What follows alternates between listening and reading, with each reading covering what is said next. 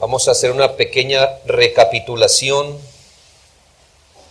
de lo que hemos estado viendo. Una recapitulación. Estamos bajo el tema el pacto en sí. Allí vimos la resolución divina de no volver a maldecir la tierra por causa del ser humano. Y luego empezamos a ver lo concerniente a la bendición divina. Dios le dio al hombre dentro del pacto, uno, la bendición de la procreación abundante; dos, la bendición del dominio sobre los animales; y tres, la bendición de la manutención. Ahora proseguiremos porque deseo terminar el tema de la bendición de Dios en el pacto, y vamos a hablar en un cuarto punto, una cuarta bendición, lo que le diremos la bendición de la restricción. La bendición de la restricción. A veces Dios nos bendice con lo que nos da, y otras veces Él lo hace por medio de lo que nos restringe. Aún las restricciones de Dios son una misericordia. Él nos bendice con lo que nos da y a veces con lo que nos prohíbe hacer. Y aquí hay una prohibición que nos recuerda la dependencia que tenemos para andar de acuerdo a la voluntad de Dios. Dios da al hombre los animales para su provecho, pero usa esta misma bendición para introducir dos asuntos: una pedagogía y una tipología. Es decir, la bendición de Dios al dar al hombre los animales era intencional, y de ahí el Señor va a dar un principio. Y esto para que el hombre no asumiera que ya está entendiendo cómo Dios obra, sino que él debe estar pendiente de la revelación de la voluntad de Dios. El versículo 4 dice: pero carne con su vida, que es su sangre, no comeréis. ¿Lo entiende? El Señor da al hombre los animales. Entonces el hombre hubiera podido decir: ya estoy entendiendo cómo es esto, ¿verdad? Dios me da, yo uso como quiero. No, aún eso, el Señor le dice: yo le doy los animales para su mantenimiento. Pero cuando lo vaya a comer, no comerá su sangre. Y vuelvo y le digo, a través de esta restricción, el Señor está dando o está introduciendo una pedagogía y una tipología. Podemos pensar que ya que estamos ante órdenes de Dios delante o puestas sobre el mundo como mundo a toda la humanidad, es voluntad de Dios que el hombre no consuma la sangre de los animales. Entendemos que luego, con la ley de Moisés, este mandato se agudiza y se precisa aún más. En Levítico, por ejemplo. Entendemos que luego, en Hechos 15, cuando se hace el concilio de Jerusalén, porque había una problemática, habían tres iglesias, o más bien, había un problema en tres regiones donde había iglesias, y era que algunas personas estaban diciendo que si no se circuncidaban, no podían ser salvos. Entonces eso convocó un concilio, eso hubo discusión, resolución. Entre una de las resoluciones, digámosle a estos creyentes que están sufriendo eso, que al menos se abstengan de fornicación, de ahogado y de sangre. Pero encontramos dos tremendas declaraciones dietéticas del apóstol Pablo. Cuando hablo de dietética, sí estoy hablando de la dieta, de cuando la Biblia específicamente nos habla de la dieta, de lo que se puede o no puede comerse. Y las encontramos, la primera de ellas es en 1 Corintios 10, 25 y 26. Estas declaraciones que vamos a leer nos tienen que detener y hacer retroceder y precisar más lo que creemos acerca de la dieta. Dice la Biblia, 1 Corintios 10, 25 y 26, de todo lo que se vende en la carnicería, comed, sin preguntar nada, por motivos de conciencia, porque del Señor es la tierra y su plenitud. Entonces, usted lee un texto así, y entonces ya no es tan fácil leer a Noé, lo que Dios le dijo a Noé, y lo que pasó en Hechos 15. ¿Me hago entender? ¿Por qué? Porque aquí ya hay otro asunto que nos dice, bueno, de todo lo que venden, coma. ¿Por qué? Porque el Señor es todo. Y luego vamos a 1 Timoteo, capítulo 4, versículos 3 al 5. Es interesante que mientras lo busca, este principio que el apóstol Pablo dio en 1 Corintios 10 apela a que uno puede comer todo basado en que el Señor es dueño de todo. ¿El Señor es dueño de todo? Sí, muy bien. Entonces, como el Señor es la tierra y su plenitud, coma de todo lo que el Señor le ha dado. Hace como referencia a esa primera parte de las bendiciones de Dios con Noé acerca de los animales, se los he dado todo. Y aquí el apóstol, pudiendo haber dicho, pero recuerden, la sangre no, dijo todo. Y 1 Timoteo 4, 3 al 5 dice, alimentos que Dios creó para que con acción de gracias participasen de ellos los creyentes y los que han conocido la verdad, porque todo lo que Dios creó es bueno, y nada es de desecharse si se toma con acción de gracias, porque por la palabra de Dios y por la oración es santificado. Ahora yo digo, si el apóstol Pablo hubiese tenido en mente que no comer sangre es una prohibición que hoy todavía tenemos, estos dos eran los versículos para decirlo. ¿Por qué? Porque todo lo que Pablo enseñó de comida, y estos eran textos para hablar de esto. ¿Por qué cita solo la primera parte de la bendición de Noé? Diciendo, todo lo que Dios es dueño de todo. Dios nos ha dado todo. Bueno, ¿y por qué no cita la otra parte, verdad? Porque no hace referencia a la prohibición. La explicación es la siguiente. Debido a la revelación progresiva, Dios empezaba con Noé a introducir de manera pedagógica el valor de la sangre. Cuando vemos, por ejemplo, las medidas que el Señor tomó y las encontramos en Levíticos capítulo 11, le dije que el Señor estaba introduciendo una pedagogía, ¿verdad? Levítico 11, y al menos por los títulos que están en la Biblia, usted puede darse cuenta de algo. Capítulo 11, animales limpios e inmundos. Va usted al capítulo 12, la purificación de la mujer después del parto. Capítulo 13, leyes acerca de la lepra. Y si usted lo leyera, todo esto tiene que ver con lo puro y lo inmundo, lo puro y lo inmundo. Luego, capítulo 15, impurezas físicas.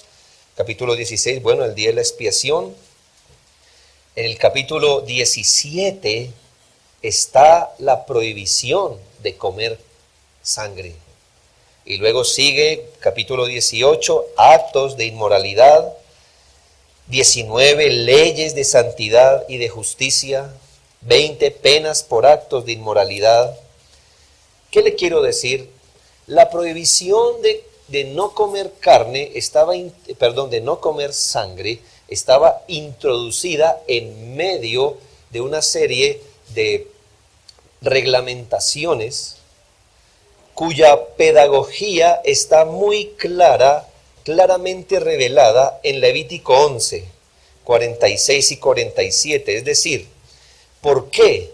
¿Por qué Dios estaba interesado en decirle a la gente qué coma, qué no coma, cómo se viste, qué debería ser una mujer después del parto, si es un hombre?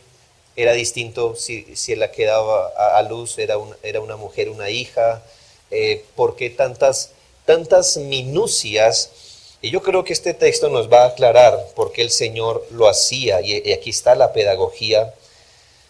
46 y 47, esta es la ley acerca de las bestias y las aves y todo ser viviente que se mueve en las aguas y todo animal que se arrastra sobre la tierra, para hacer diferencia entre lo inmundo y lo limpio. Ahí está el principio. ¿Cuál es la pedagogía?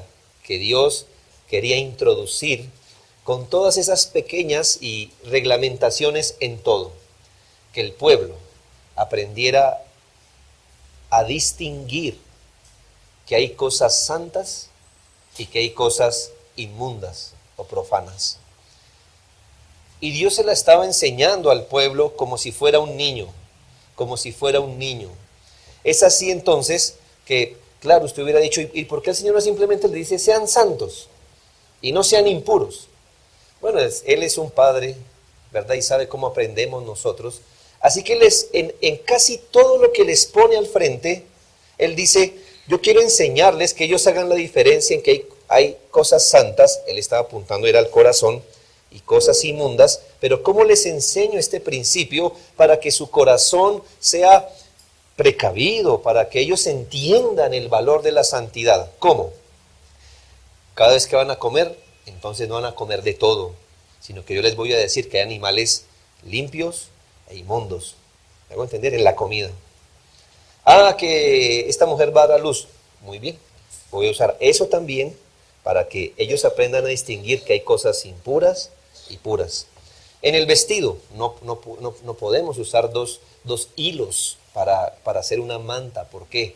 Para que lo que visten, lo que comen, todo a su alrededor les comunique que hay algo que ellos deben parar antes de hacer cualquier cosa y preguntarse si tal cosa es santa o inmunda. Pero ¿cómo el Señor se las enseñó? A través de ese sinnúmero de leyes que puso allí.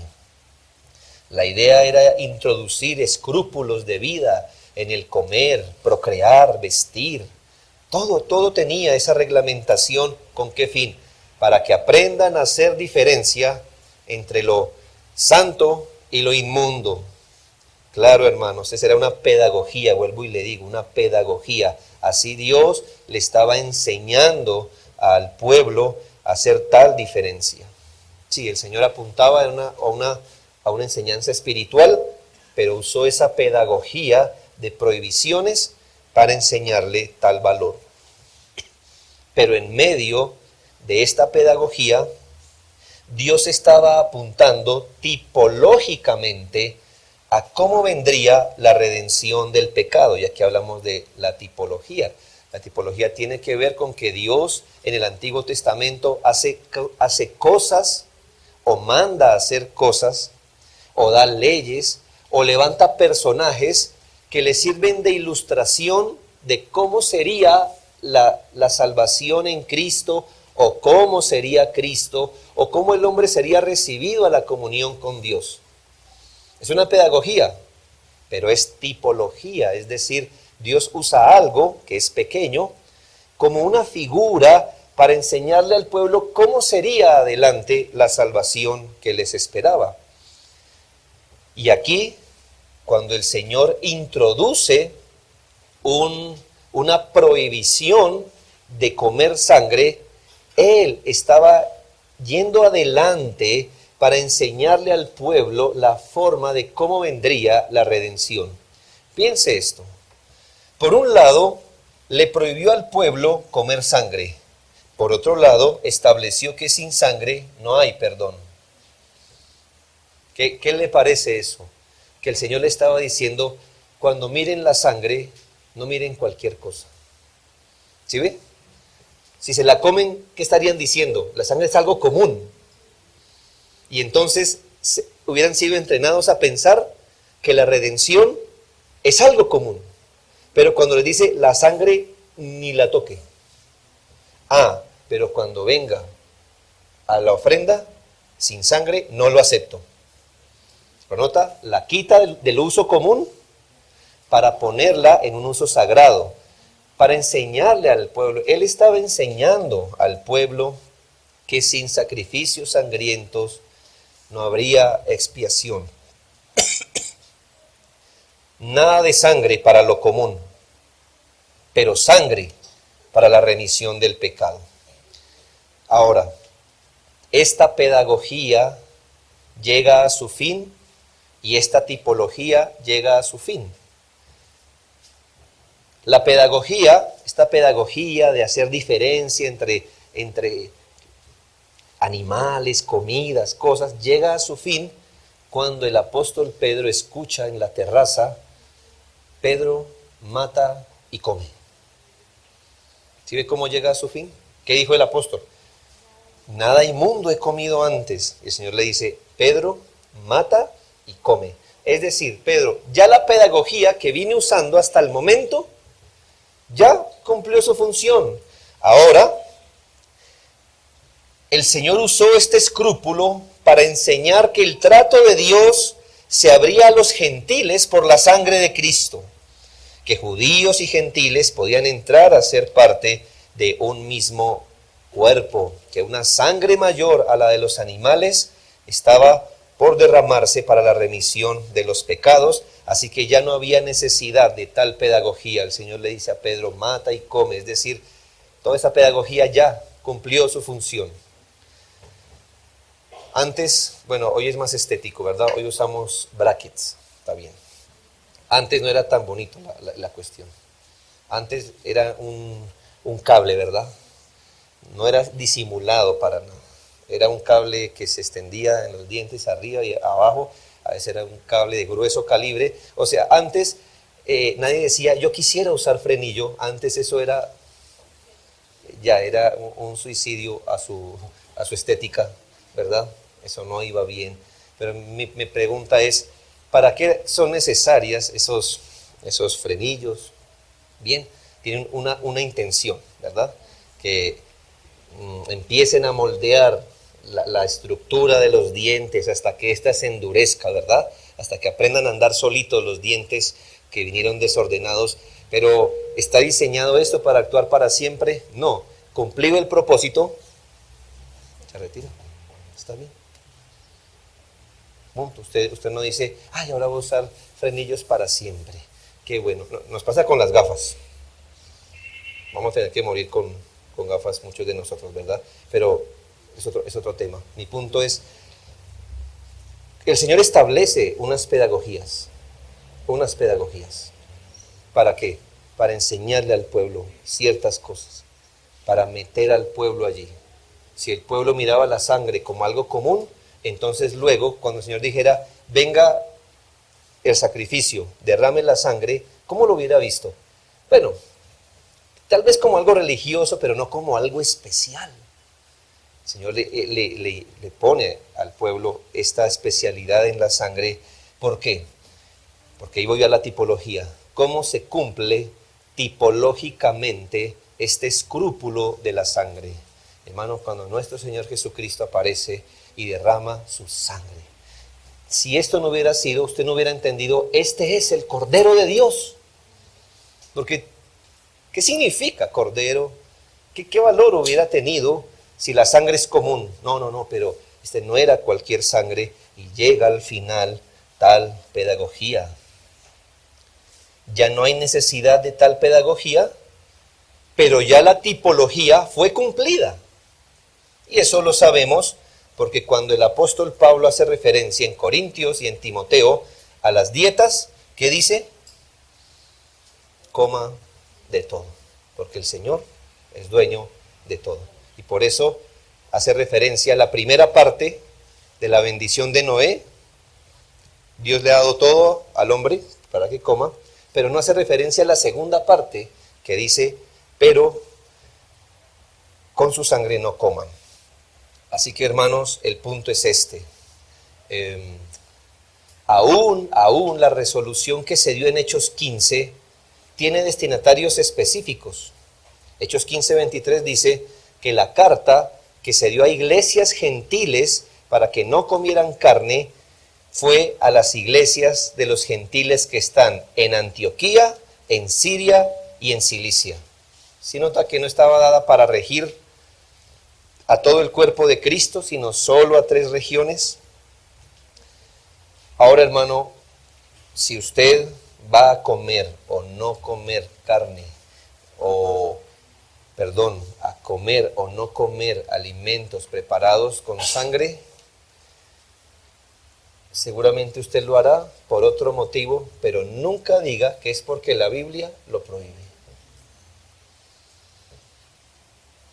1. Entienda eso.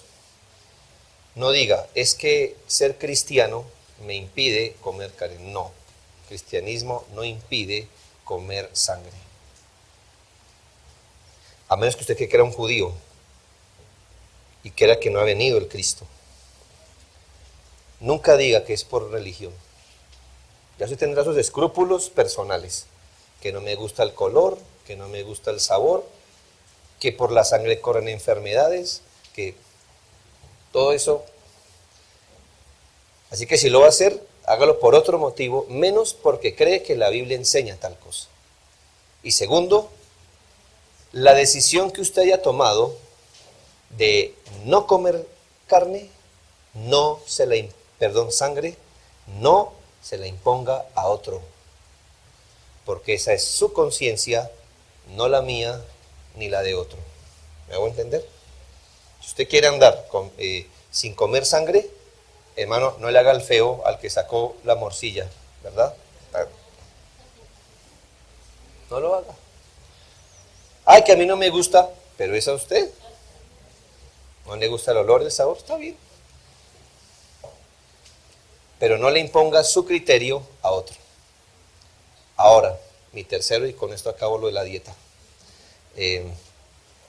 Si usted sabe que hay un hermano débil que fue educado de esta forma, usted comiendo sangre va a hacer que él tenga dudas acerca de la Biblia, de su fe. No coma eso al frente de él. Pero ni siquiera con esta nota.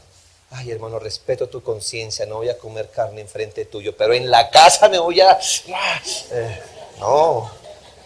Usted ama a ese hermano.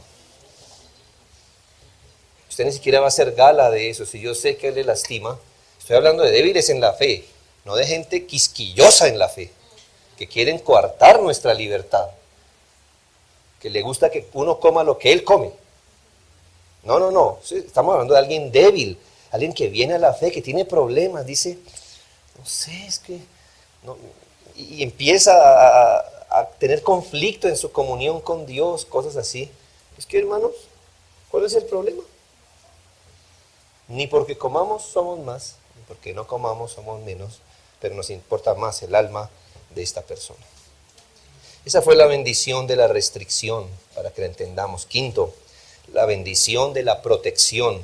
La bendición de la protección. Más bendiciones de Dios a Noé dentro del pacto. Junto a la pedagogía de la sangre viene la bendición del resguardo de la vida. La vida. Dios en esas estructuras que está poniendo, les recuerdo que no estructuras mundiales, estructuras muy básicas sobre las que está rodando el mundo hoy. El Señor bendice a Noé diciéndole que ha enviado una estructura para proteger la vida del hombre sobre la tierra después del diluvio. ¿Y por qué? Al menos dos peligros atacarían el don de la vida. Uno, los animales fieros, les recuerdo. Dios los amarró en su instinto en el arca, pero fuera de ahí y multiplicándose a más velocidad que el hombre, hermano, eso iba a ser un problema. Así que Dios le dice, voy a poner una restricción. ¿Para qué? Para que el animal no tome la vida del hombre, pero había un segundo asunto. Una de las causas por las que vino el diluvio fue la violencia de los hombres. Vio Dios que la violencia de los hombres era mucha, ¿verdad? El hombre era violento, es violento, siempre lo ha sido y siempre lo será. Así que Dios, para evitar que entre ellos mismos se lastimen, también puso algo sobre su corazón, un mandato. Les recuerdo, hermanos, que no estamos hablando del mundo antes de la caída del hombre en el Edén. Estamos hablando del mundo luego de la caída, luego del diluvio. Hombres que después, como lo vamos a ver en todas las páginas de la Biblia, se rebelan contra el orden de Dios. Hombres deseando enseñorearse de otros por medios ilegítimos. Así que el Señor como otra columna de bendición del nuevo mundo, afirma el versículo 5. Ciertamente demandaré la sangre de vuestras vidas. De mano de todo animal le demandaré, y de mano del hombre, de mano del varón su hermano, demandaré la vida del hombre. Génesis 9, ¿verdad? Versículo 5. El Señor aquí establece una estructura que permanece hasta hoy, como lo hemos visto, como la procreación, el dominio, como la manutención. Esta permanece hasta hoy. En términos generales, por supuesto. Sin duda que si usted sigue leyendo la Biblia, iban a venir reglamentaciones más específicas, pero yo le dije en un comienzo algo: cuando pensemos en Noé, no pensemos en los miles de detalles de cómo este mandamiento puede ser obedecido, al menos piense de forma general. El Señor dice, la vida del hombre es sagrada. Así que una persona pudiera en tiempos de Noé decir, bueno, si este animal fiero viene a atacarme, Dios me dijo, se los he entregado para su mantenimiento, ¿qué le hago? Aquí el Señor le está diciendo, defiéndase, defiéndase. Es decir, ¿qué significa que yo demandaré del animal la vida del hombre? ¿Será que Dios va a llamar a un animal a juicio moral por hacer eso? Va a decir, ¿y tú por qué mataste? No. Aquí demandar es que el Señor establece una norma para restringir que el animal tome la vida del hombre, cuando este sea el caso. ¿Y qué dice del hombre? Lo mismo. De la mano del hombre demandaré la vida del hombre. Para hacer efectiva esta protección, Dios impone la pena capital. Sí, la pena de muerte. Y da la razón en el versículo 6. Es decir, ¿por qué? ¿Por qué vas a demandar? ¿Por qué vas a proteger con tanto celo la vida del hombre? Y dice, el que derramare sangre de hombre, por el hombre su sangre será derramada, porque a imagen de Dios es hecho el hombre. Mire la razón, no es pragmática, no es una razón de convivencia. ¿Por qué Dios dice que el hombre no puede ser tocado? Porque todo ser humano es imagen de Dios. Y si a un hombre no le quedara más sino la imagen de Dios, eso ya es suficiente para que nadie alargue su mano para matarle de forma injusta. De forma injusta. Así que Dios establece aquí la pena capital, la máxima pena, la muerte. Para Dios, hermanos, sí, yo sé que Dios es amor, Dios para algunos es tierno, es un peluche grande, amoroso, de abacho y becho, pero hermanos, Dios es un Dios de amor, pero Dios hizo al hombre a su imagen, y para Dios el homicida debe morir. Para Dios el homicida debe morir. Que si se arrepiente, que si hace carita, que si confiesa, que lo que sea, perfecto, perfecto. Es su obligación moral cooperar con la justicia, pero todo homicida debe morir. El mismo Dios que nos creó sabe que esta ley no la pone para acabar con el homicidio, pero sí la pone para crear un freno moral en algunos por miedo a pagar con su propia vida un crimen. Porque hoy es tan fácil matar, porque usted hace el tonto y le dan casa por cárcel, seguramente al lado del vecino que usted mató. Pero si todos supiéramos que pagamos con nuestra vida el homicidio, eso no acabaría el homicidio. Hermanos, pero pondría un freno fuerte, porque usted sabe que no hay manera de que usted mate a alguien sin que luego esa sangre le sea cobrada con su propia vida. Estamos en el contexto de las estructuras más generales que rigen el mundo de Dios para que éste sea preservado para el desarrollo del plan salvador. El hombre debería honrar la vida de su prójimo por la razón que nos da el texto, porque es imagen de Dios. Más adelante en la ley se van a dar más especificaciones de esta ley, es decir, sus derivados. Porque hermanos, para la mente de la Biblia, si el crimen que usted comete es reparable, usted es castigado, pero repare. Pero si el crimen que usted comete es irreparable, usted la paga con su vida. Para la Biblia, por ejemplo, la violación merece muerte. ¿Por qué? ¿Cómo repara usted? ¿Cómo repara usted una violación? Para la Biblia, el secuestro, para la Biblia, al menos en época de Moisés, el secuestro daba pena de muerte. ¿Por qué? ¿Cómo usted repara eso? Es decir, si usted roba un caballo, ¿cómo repara eso? Pues devuelva un caballo, ¿verdad? Pero si usted secuestra, ¿cómo repara tal cosa? Si alguien viola, ¿cómo repara tal cosa? Si alguien mata, ¿cómo lo repara? Así que después la Biblia va a razonar así, basado en el principio de protección de la vida, por implicación, todo delito irreparable merece la muerte. Pero no quiero hacer referencia a todos esos asuntos, sino al mayor de todos, a la vida. Sabemos que pecados que dañen de manera irreparable la imagen de Dios en el hombre se van a castigar luego con pena de muerte, pero en términos generales, esta estructura Dios la puso desde Noé, ¿para qué? Para que nadie disponga de la vida de otro sin recibir el castigo adecuado.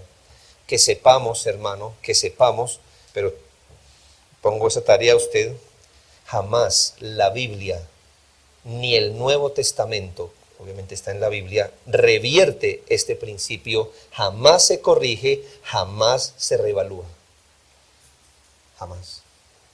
Al menos el principio general de la vida, ¿me hago entender? No nos habla de la violación, del secuestro, no, pero al menos, la vida, la protección de la vida con la pena de muerte jamás se revalúa en la Biblia. Usted diga, bueno, esto no aplica porque aquí el apóstol dice, por ejemplo, no lo va a encontrar. Lo que ocurre en el Nuevo Testamento es que es puesto bajo un marco específico. Se legitima en condiciones específicas como las que encontramos en Romanos 13, 1 al 5.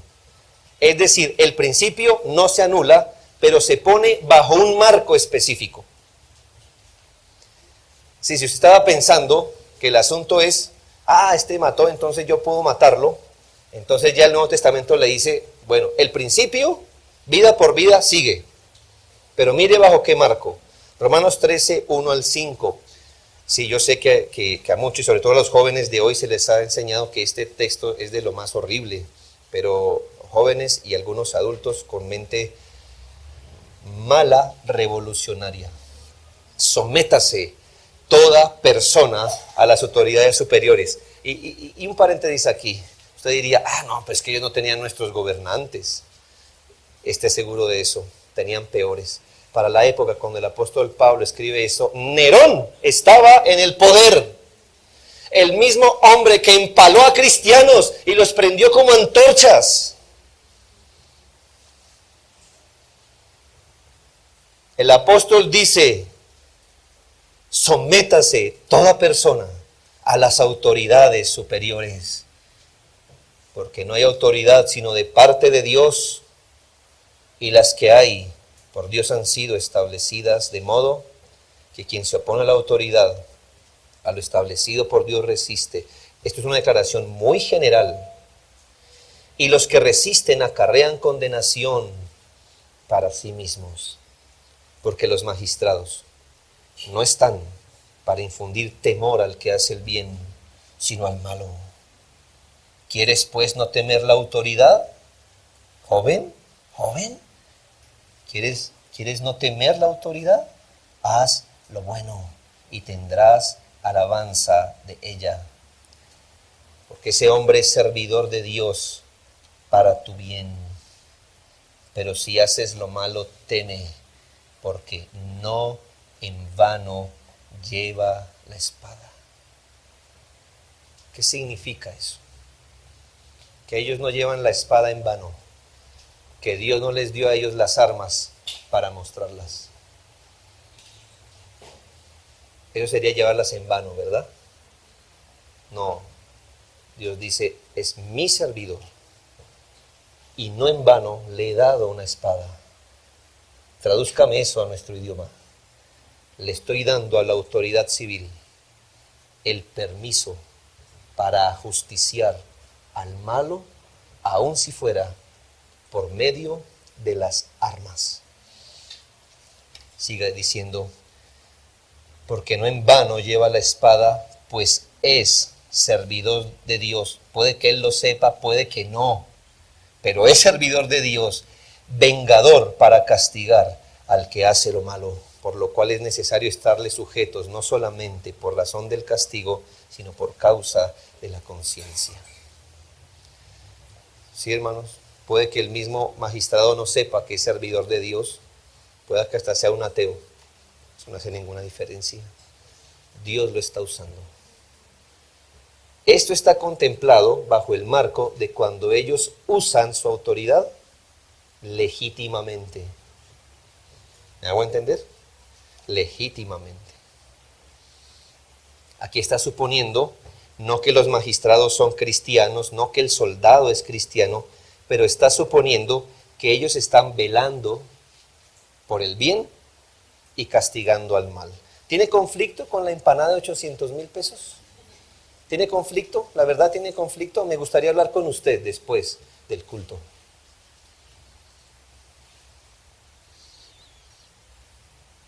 Me gustaría hablar con usted después del culto. Hay una reglamentación que nos vino de ley. Y si el hombre quebró la ley, ¿qué merece, según Romanos 13? Castigo. ¿No quieres temer comiéndote una empanada? No la compres en la calle.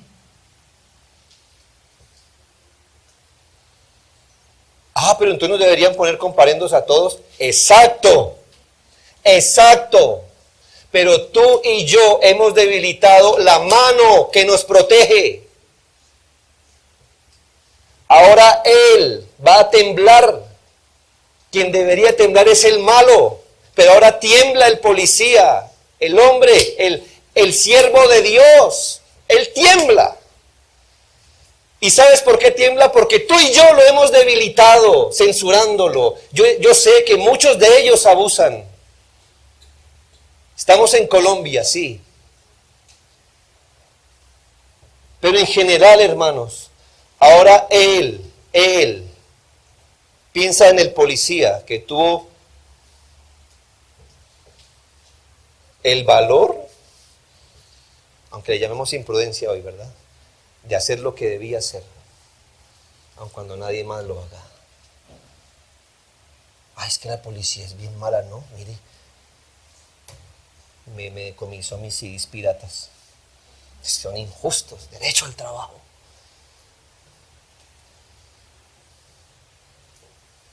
No en vano llevan la espada. Y usted y yo deberíamos agradecer que no en vano la lleven.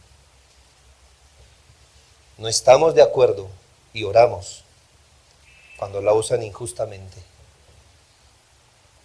no cuando la usan para castigar al malo y para proteger al bueno.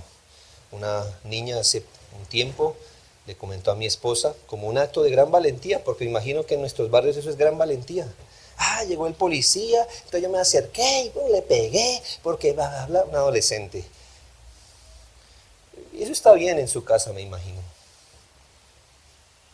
Un adolescente ya pensando así, una niña. ¿Por qué?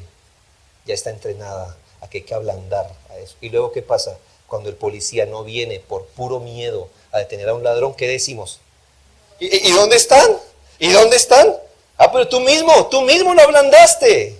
Porque cuando él fue a hacer su labor con tu papá o tu mamá o tu hermano, tú mismo le ofendiste. Debilitaste las manos del servidor de Dios. ¿Por qué? Porque a ti te importó que era tu papá, tu mamá o tu hermano. No, sí, tu papá o tu mamá o tu hermano hizo un crimen. lo debilitaste y ahora Él no vendrá a protegerte.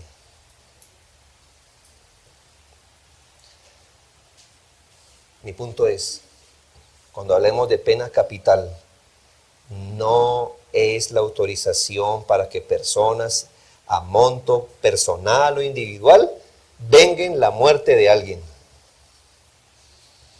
Romanos 13 nos dice, esta potestad Dios la ha dado al magistrado. Al magistrado. ¿Me hago entender? Usted no diga, no, me tocó desquitar, estoy vengando la muerte de mi padre. No, el magistrado viene a usted y se lo lleva con justa causa. Hoy día, en palabras más, palabras menos, el único estamento que puede imponer y ejecutar la pena capital sería, en el estado ideal, el gobierno, no nosotros. Tenemos problemas en Colombia, ¿verdad? En el sentido de que hoy por 5,000 pesos se puede cambiar la ley, ¿cierto? ¿Cómo sería la pena capital en nuestro gobierno con tanta facilidad para la corrupción? Sería otra arma de corrupción. ¿Me hago entender? Pero al menos la ley no está mal. Es decir, si pusieran la ley como tal, pero yo me imagino, me hago entender cómo sería. Bien. Y termino con esto, hermanos. La bendición de la ratificación de la procreación. Sí, me salió como en poesía, ¿no? La bendición de la ratificación de la procreación. Antes de que el Señor terminara sus bendiciones, el Señor quiere, mire con esto, hermano, que el Señor estaba diciéndole a Noé, Noé, yo quiero que salgas del arca y tengas garantías y no tengas temor de vivir. Por eso te doy los animales, come. Por eso te doy la manutención, aliméntate, procrea. Voy a poner una restricción para que nadie toque la vida del hombre. ¿Sí ve que son garantías que Dios está dando para enseñarle a Noé que debería vivir en este mundo sin temor? Así que note el cambio en el versículo 6 con respecto al 7. Génesis 9, 6. El que derramare sangre de hombre, por el hombre su sangre será derramada, porque imagen de Dios es hecho en hombre. Mas vosotros, es decir, mas vosotros es lo opuesto. Mira, hay un escenario feo. ¿Cuál es? El que va a haber hombres que van a intentar matar al hombre. Y por eso Dios protege, y por eso, pero es lamentable.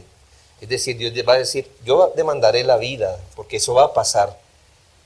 Pero, por el contrario, opuesto a ese escenario tan feo, ¿qué dice el Señor? Mas ustedes, ¿qué?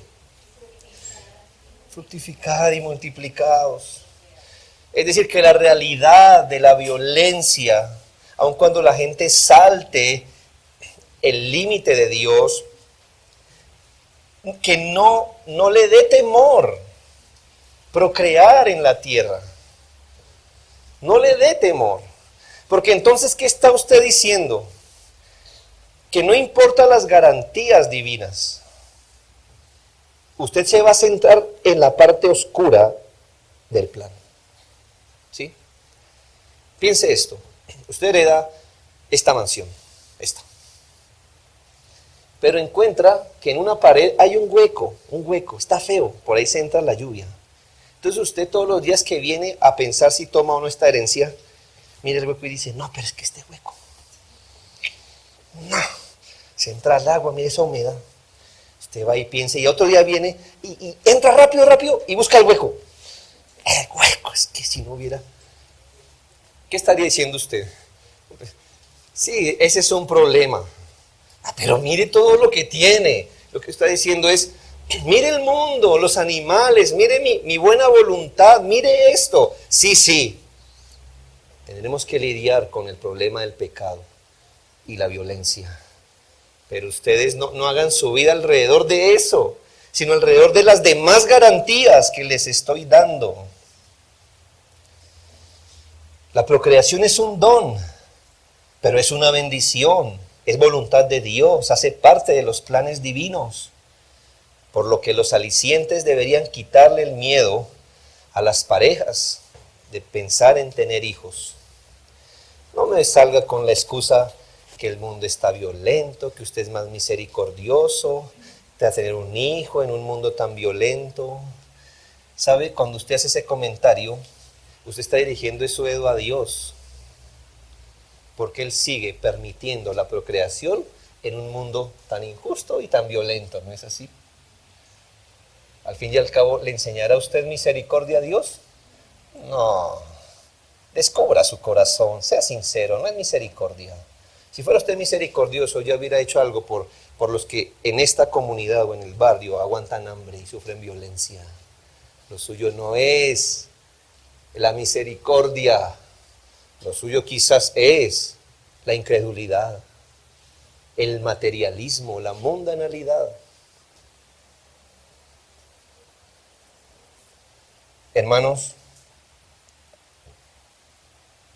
en todas las bendiciones vistas hay responsabilidad, hay inversión, hay esfuerzo, pero no por eso dejan de ser una bendición. Por ejemplo, la bendición de la manutención. ¿Cómo recibimos la bendición de la manutención? ¿Sentados? ¿Qué nos toca hacer? Trabajar, ¿verdad? ¿Y cómo es el trabajo? Fuerte, duro, sudamos, incómodo muchas veces. A través de eso, de ese esfuerzo, dedicación, sudor, Dios nos da la bendición de la manutención. La bendición del dominio sobre los animales. ¿Cómo es eso? Así sencillamente, como Aquaman. Y ya este tiburón tomó para otro rumbo.